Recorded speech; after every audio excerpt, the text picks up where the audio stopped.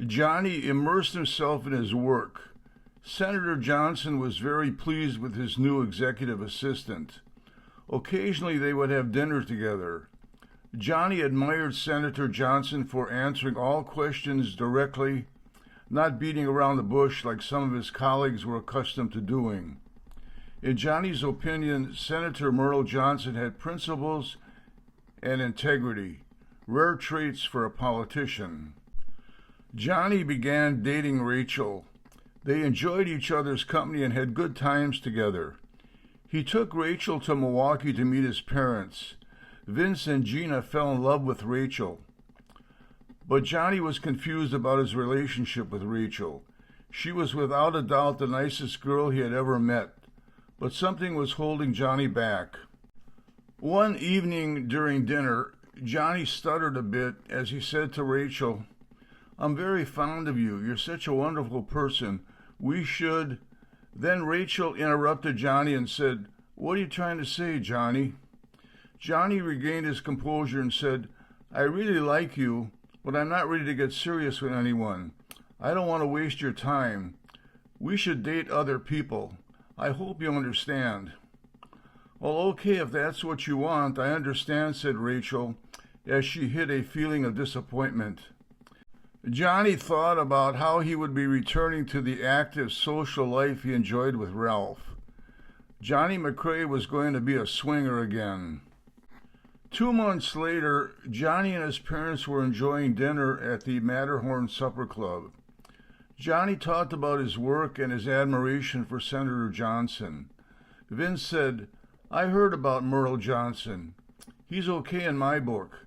As I told you, most politicians care only about remaining in office and not doing their job. Johnson is an exception." Vince went on to talk about the company's medical product business. Gina was rather quiet. Johnny and Vince did most of the conversing. She finally turned to Johnny and said, "So how are you and Rachel doing?" Johnny told his parents of his recent conversation with Rachel and his decision to date other people. Vince lit up a cigar. He grilled at Johnny and said, "So how's the big swinger doing?" Johnny quietly said, "Truth be told, I haven't had a single date since I stopped seeing Rachel." "That might be telling you something, son," said Vince as he blew a puff of smoke towards Johnny. A woman at a nearby table frowned as Vince's cigar smoke passed by her. Vince gave her a big grin. Gina looked at Vince and said, "Vince, put that thing out." Gina looked at Johnny and said, "Son, it's none of my business, but if I were you, I'd get that girl back before someone else takes her." Vince nodded vigorously in agreement. Johnny said, "You're absolutely right, Mother." Later that evening, Johnny telephoned Rachel. He told her that he missed her and asked her if she would see him again. Johnny told Rachel that he would not be wasting her time. Rachel said yes. The next evening when they were together, Johnny told Rachel that he fell in love with her the very first time they met on that ski slope, only he didn't realize it at the time. Rachel smiled and hugged Johnny. 1 month later, Johnny asked Senator Merle Johnson for his daughter's hand in marriage. The senator said he would be proud to have John MacRae as a son-in-law. 3 months later, Johnny and Rachel were married at St. Mary's Church in Breckenridge, Colorado. At the wedding reception, Senator Johnson took Johnny aside and said, "John, I've been giving this some very serious thought. I want you to consider going to law school. Someday I'll be needing a successor. It would be nice to keep in the family, son. The University of Colorado Law School is in Boulder. It's an excellent school. They've been around since 1892. "Wow, gee, sir, I don't know what to say. It's a goal of mine to serve my country again," said Johnny. Senator Johnson shook his new son-in-law's hand and said, "Let's get that law degree first and then some practical experience. Down the road, you can start your political career by running for a state office, maybe a state senator." In 1977, John MacRae graduated with honors from the University of Colorado Law School in Boulder, Colorado. His parents attended Johnny's graduation ceremony. They were very proud of their son and thrilled to meet their new grandson, who was named John Merle MacRae. Senator Johnson and Vince had good chemistry. They spent many hours together discussing business, politics, and their World War II experiences. Senator Johnson told Vince that he had high hopes and aspirations for Johnny. As the years passed, Johnny and Rachel's love for each other grew stronger and stronger. Johnny told Rachel that his mother's urging to get them back together was the best advice he ever received. Their marriage produced 3 children, twin girls named Sarah Ann and Julie Ann, and a boy named John Merle MacRae. Johnny joined a prestigious law firm in Denver, and Rachel did volunteer work for an environmental group. In 1982, at the age of 35, Johnny made his first bid for political office. He ran for state representative in Colorado's 27th district. Rachel stopped working with the environmental group so she could assist Johnny in his campaign. Coming from a political family and environment, she was a tremendous asset to her husband's campaign. With Senator Merle Johnson's endorsement, Johnny was elected by a respectable margin. Johnny's father-in-law counseled him on the ins and outs of Colorado's political scene. Representative MacRae served with distinction and was greatly respected by his colleagues in both parties. In 1990, with his experience and fine record as a state representative, Johnny ran for the office of state senator in Colorado's 27th district.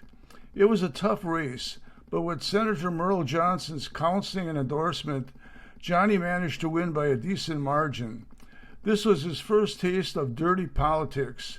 During the campaign, his opponent referred to John MacRae as Merle's baby boy and called Johnny a warmonger.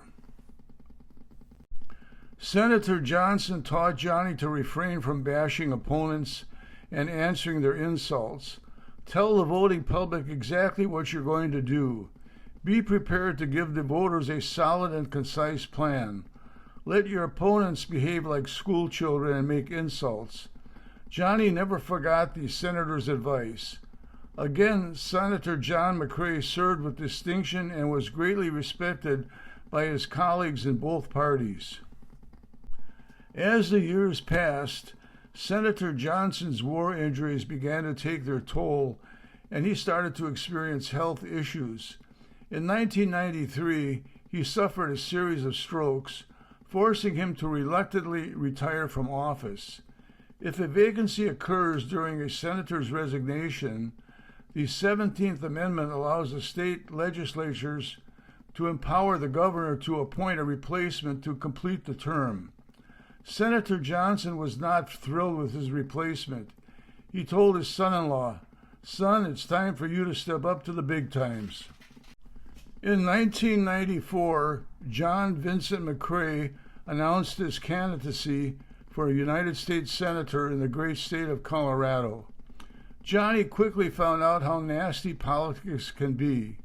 During the senatorial debates, the incumbent senator and other candidates from the opposing party ganged up on Johnny when he was asked his stance on abortion. When Johnny said, "I believe that life begins at conception," they shouted insults at Johnny and called him a racist. Johnny never lost control or raised his voice. Johnny was well prepared for the questions on the economy, national defense, race relations, and foreign policy. The pundits praised his performance. The 1994 race for United States Senator of Colorado was nasty and filled with accusations. Johnny was accused of having an affair with a campaign staffer. The story was false and initiated by a member of his opponent's staff. The unethical tactics of his opponent alienated voters and helped Johnny win by a slim margin. A jubilant John and Rachel MacRae moved to Washington, D.C. Their joy was short-lived. 2 months later, Senator Merle Johnson passed away. He was laid in state in the Capitol Rotunda and buried with full military honors at Arlington National Cemetery. Senator John MacRae became a respected member of the United States Senate, serving with dignity and honor on several committees. Rachel MacRae worked on organizations concerned with the environment. All of the MacRae children attended public schools in Washington, D.C. Several times, Senator MacRae was asked to be the vice presidential candidate for his party. Once he was mentioned as a potential candidate for president of the United States. Johnny said he was deeply honored but declined. Senator MacRae was convinced he could do more for his country as a U.S. Senator. As the years passed, Senator John MacRae became disenchanted with politics and the political environment in Washington.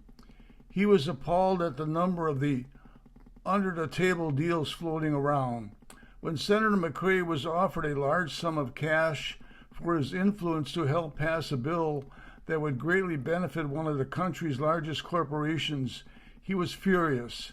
The senator delivering the offer was a member of his own party. John MacRae politely declined the offer and started to walk away. The person laughed and said, "Don't be stupid, Johnny. Get with the program. You will have access to a private jet and their island in the Caribbean." Senator MacRae's next reply was not too polite. He tapped his finger firmly on the official's chest and said, "Stick the island and that jet up your ass, you rotten son of a bitch." That evening, Johnny told Rachel of the official's offer and bribe. Rachel hugged Johnny and said, "You did the right thing, dear. I'm proud of you." Johnny frowned and said, "I'm thinking of getting out of politics." "You've had a bad day and you're uptight. The kids are not here. Let's go upstairs," said Rachel with a twinkle in her eye. Johnny patted Rachel on her behind. He smiled and said, "That's the best offer I've had all week."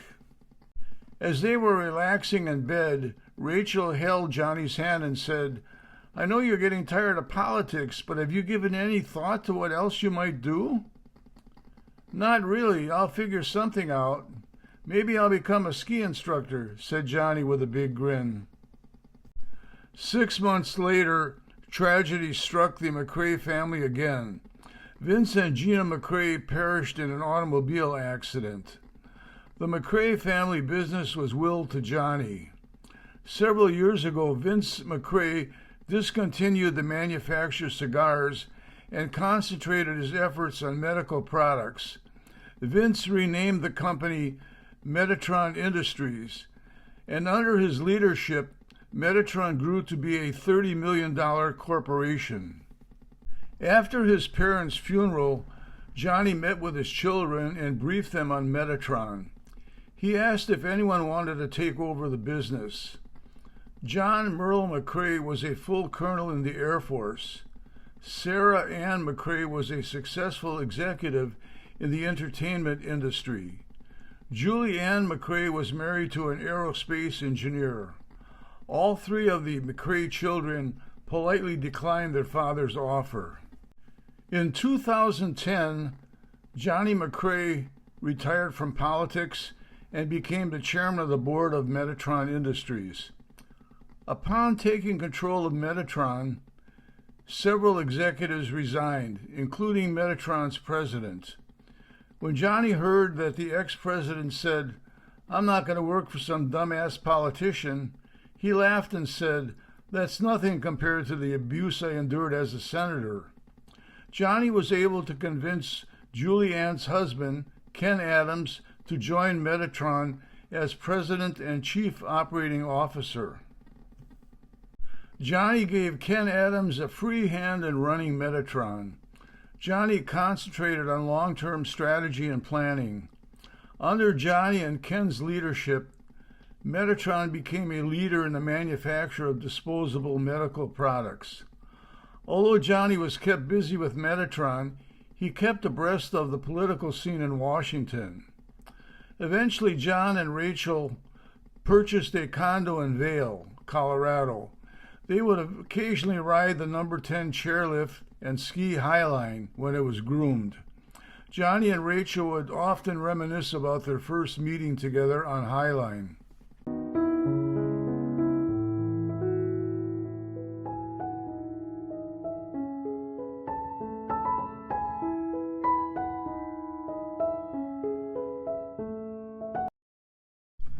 The United States of America is in turmoil. Inflation is at its highest level since 1981. The nation is no longer energy independent. Open borders have allowed millions of immigrants to enter the country illegally, flooding major cities. Crime is rampant throughout the nation. The United States of America has lost the respect of its allies. The nation is divided as never before. Johnny watched each party's presidential debates with disgust. In his opinion, the candidates acted like little children, arguing over the toys in a sandbox. What disturbed Johnny was how the candidates hurled insults and accusations at each other. After the debates were over and a candidate was selected, they became civil to each other again.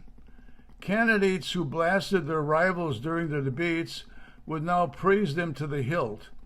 It was a rarity when a candidate answered a yes or no question directly.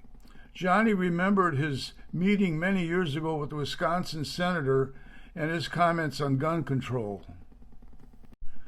Johnny shook his head and said to Rachel, "We're in trouble." "Why do you say that, dear?" said Rachel. Johnny pointed to the television screen and said, "Those people are more interested in throwing insults at each other and making cutesy remarks than actually addressing the important issues of the day. You ought to see our son-in-law in action. I've accompanied Ken on sales calls to our major customers. Never, ever does Ken bash a competitor. He tells them what Metatron can do for their business and how he will accomplish his promises. Why can't they all get together, get some unity, and come up with a consortium or a team of the most qualified and capable people for the cabinet positions, president and vice president positions? Tell the voters why each person was selected. Tell the voters how the team will operate and solve the country's problems." Renee closed her book and said, "Well, that all sounds good, Johnny, but who could organize and spearhead something like that?" Johnny smiled. The dictionary defines a consortium as an agreement, combination, or group formed to undertake an enterprise beyond the resources of any one member.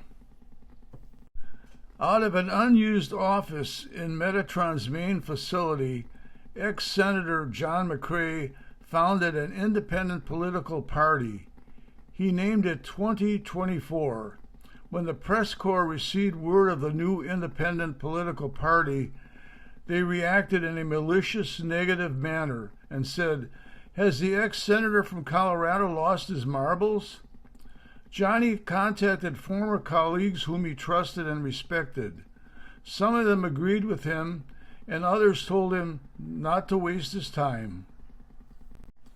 Johnny also received anonymous threats telling him to back off or else. Johnny ignored the remarks and immediately went to work on developing a plan of action. He developed a list of critical issues to address and positions to fill. Johnny's next step was to find qualified, experienced, honest people with integrity to fill these positions. His vision was to select a team that would work together for the good of the country. This would not be an easy task and would require careful research to find persons who would forego their egos and work for the common good. Johnny told Rachel, "I'm burning daylight. The election is 14 months from now. I need to get the ball rolling pronto." Rachel gave Johnny a hug and said, "Johnny, I'll do my best to help you." "Well, thank you, dear. I've already had 5 ex-senators wanting to join me, and 3 are from the other party. I've also heard from several business leaders, distinguished professors, and honorable politicians," said Johnny as he kissed Rachel. Johnny and his group started their work on 2024 by comprising a list of goals, which range from achieving and maintaining a balanced budget to developing a sound foreign policy and regaining the respect of our allies. The next step was to recruit a group of the most eminent and renowned minds in the areas of finance, foreign affairs, energy, business and manufacturing, education, defense, military affairs, and healthcare. This group or team would also be selected for their integrity and honesty, along with a strong desire to work for the good of the United States of America. Johnny was elected the chairman of 2024. Johnny moved 2024 to a larger facility in Lincoln, Nebraska. It was centrally located and had a good airport. John said Lincoln, Nebraska was also named after one of our greatest presidents, Abraham Lincoln. In the new Lincoln facility, Chairman MacRae addressed the group and said, "Welcome to 2024. I want to thank you for all giving up your valuable time to be a part of 2024. I believe we all realize that we have one more chance to save this great country of ours. Successful businesses are run by a qualified and proficient board of directors. The directors of successful businesses put their egos aside and work for the good of the business. Gentlemen, that is exactly what we're going to do. In this room are some of the most experienced and brilliant minds in the country, perhaps in the world. Our success will result from our ability to work together as a team. Our task will be twofold. From this group, we will first select a cabinet along with a presidential and vice presidential candidate. Secondly, the entire team will work together in developing a specific, concise plan on how 2024 will address the issues that are ruining this beloved country of ours. We will present this to the voting public, along with why a specific person was selected for a position on 2024. Let's go to work." Chairman MacRae received a standing round of applause.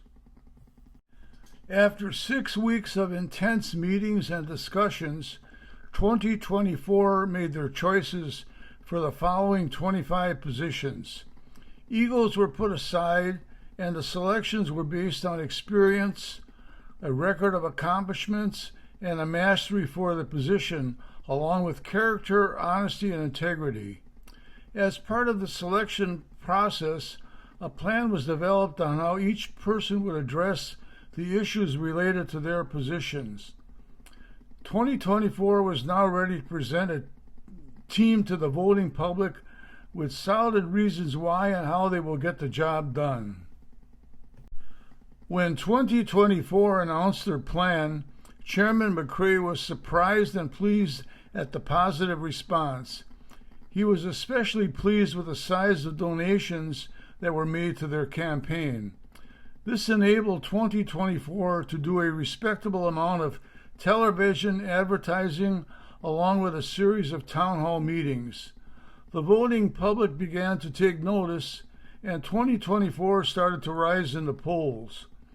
Both major parties did not appear concerned until the 2024 team rose to the 15% area in most major polls.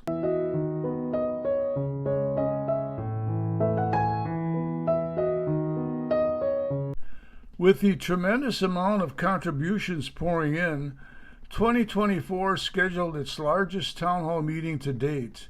It would be held on September 1st, 2024 in Chicago at McCormick Place. The entire 2024 team would be present.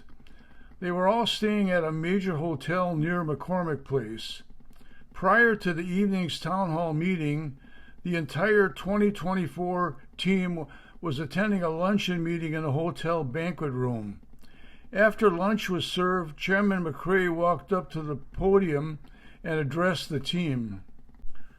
As he began to speak, two servers pulled out MP5 machine guns from a cart. One of the servers' guns jammed. She was immediately tackled and restrained.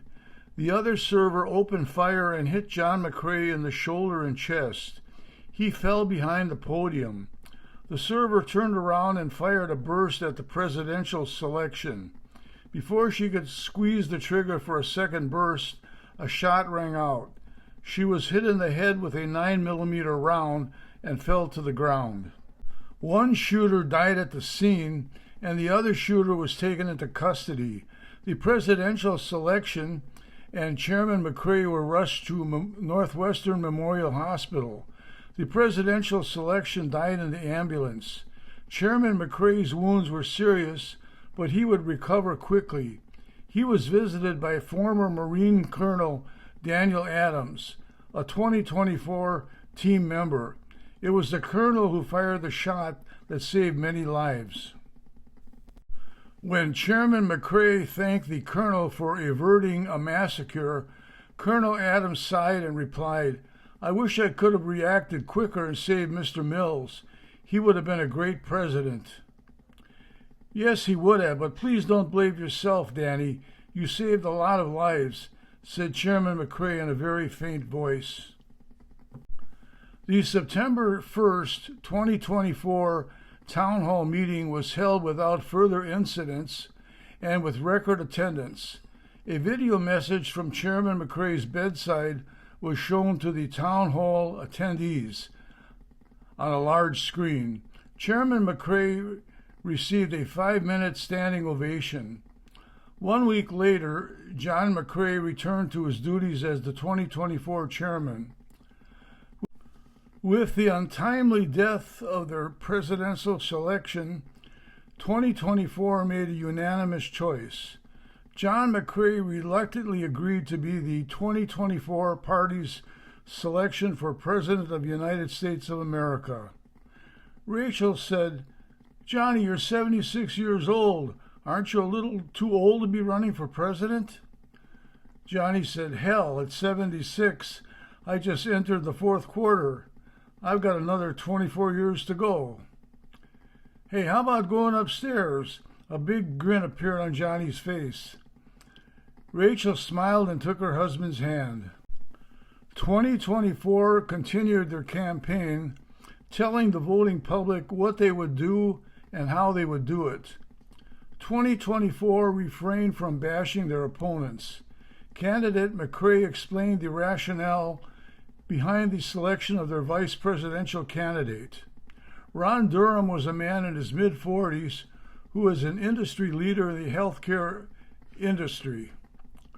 Candidate MacRae would only serve one term, while Ron Durham gained valuable experience in order to carry on the principles of 2024. In the next poll, 2024 advanced 5 points. The authorities were determined to find out who was behind the shooting at the 2024 town hall meeting. The surviving shooter was found to be an illegal immigrant from a South American country. Under intense interrogation, she did not utter a single word. The authorities were frustrated. A breakthrough finally appeared one evening in an unusual way. After a fundraising dinner, the member of a well-known senator's staff stopped at a lounge in a hotel frequented by politicians and lobbyists. Kevin Sanford had 3 martinis at the dinner. He ordered his 4th martini of the evening and lit a cigarette. The lounge was almost empty when Kevin ordered his 5th martini. He started talking to the bartender. Kevin told the bartender that he held an important job on the senator's staff. He went on to say that the senator would someday be president of the United States and that he, Kevin Sanford, would be the chief of staff. He said they would take care of that damn 2024 party. The bartender said nothing but listened intently to Kevin's drunken ramblings. Kevin Sanford continued to talk about his future. Kevin began to slur his words and said, "Yeah, I handle special jobs for the senator. We took care of Mills, and we'll get that idiot MacRae also." The bartender was shocked and startled by the remark, but retained his composure.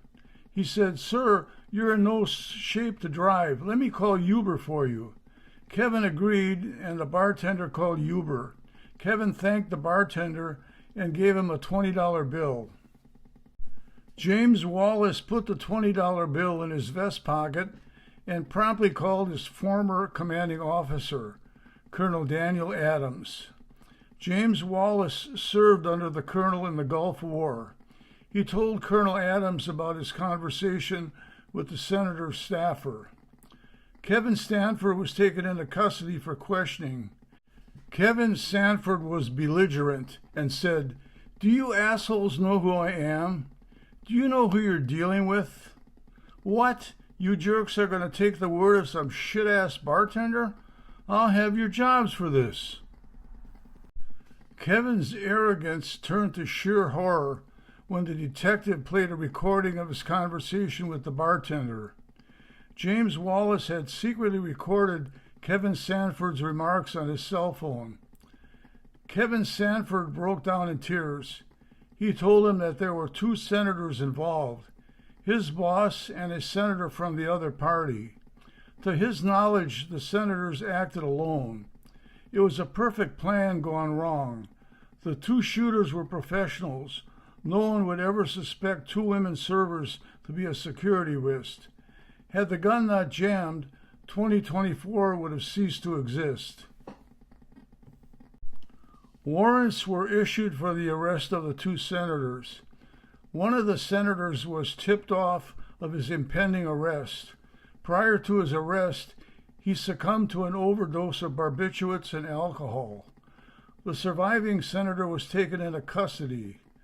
The evidence from his staffer was damning, and the senator was cooperative. The senator confirmed Kevin Sanford's story and said they did act alone. After the details of the arrest were released, 2024 rose another 5 points in the polls. Prior to the major parties' conventions, they held a series of debates among their candidates for president. In all of their debates, insults and accusations were hurled. Candidates interrupted and talked over each other. When a question was asked that could be answered with a simple yes or no, candidates would change the subject. Candidate MacRae told Rachel, "The children are at it again. When it's all over, they'll be best buddies again." 2024 held no inter-party debates. 2024 told the voting public exactly what they were going to do, how they were going to do it, and who was going to do it. Prior to the presidential debates, it was leaked to the press that candidate MacRae's Vail condo was paid for by a large corporation. It was also said that Metatron gave bribes to certain senators for favors. Candidate MacRae answered all of the allegations by furnishing personal and corporate tax returns along with Metatron's financial statements. Again, candidate MacRae was accused of having affairs with female staffers. All of the allegations proved to be false. The 2024 party participated in a presidential debate with the two other major parties. The debate was not civil, and the two major parties ganged up on candidate MacRae. They frequently interrupted candidate MacRae and vehemently disputed the logic of 2024's master plans for solving the nation's problems. Candidate MacRae was well prepared and clearly explained the rationale behind 2024's plan of action. He went further and talked about the people selected for the various cabinet positions. He told why they were selected and why they would be successful. When asked about his age, candidate MacRae grinned and said, "Well, how would one of you gentlemen like to ski a mogul around with me at Vail?" The pundits praised candidate MacRae's performance. The major polls said the 2024 presidential race was just too close to call. Campaign contributions continued to flow in, which allowed 2024 to hold a series of town hall meetings throughout the country, along with many lengthy television ads. The town hall meetings and the detailed television ads were instrumental and effective in getting the 2024 message out to the voting public. Election day finally arrived. Candidate MacRae refused to watch the TV networks speculate on who was winning. He told Rachel, "I've done all I can. It's in the hands of the voters now and the Lord above." Candidate MacRae spent the morning of Election Day skiing at Vail. He made one run down the double black diamond run named Highline. In the early afternoon, he flew to 2024's campaign headquarters in Lincoln, Nebraska. At 11:30 p.m. on Tuesday, November 5th, 2024, candidate MacRae's opponent conceded the election. John Vincent MacRae was elected the 47th President of the United States of America by a record landslide. There would be no disputing this election.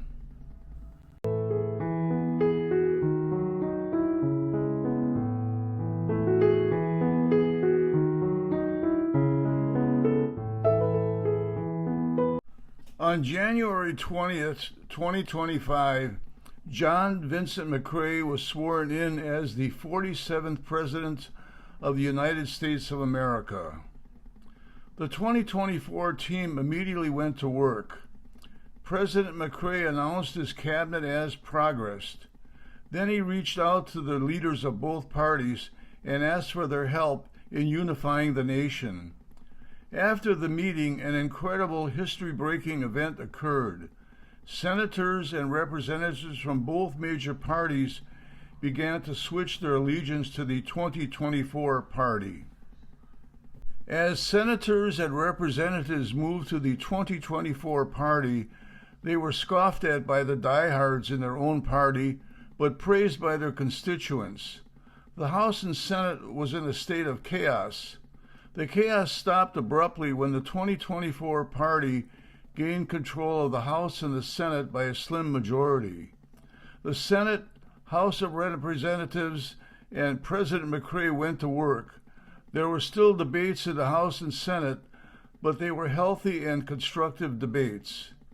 Both parties worked together, and important bills were passed. Things did not change overnight, but by the end of 2026, inflation was under 2%. The nation was energy dependent again. Our borders were secure again. Crime in major cities diminished. Our military was rebuilt.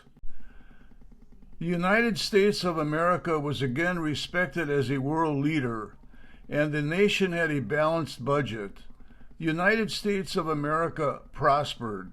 As the 2028 elections approached, both parties followed 2024's team concept and presented a cabinet and concise plan of action. Two additional independent parties also emerged, each presenting a cabinet and a clear plan for the nation's future. 2024 changed its name to 2028. For the first time in generations, the American people had several viable choices. Washington had changed. The United States of America was united once again.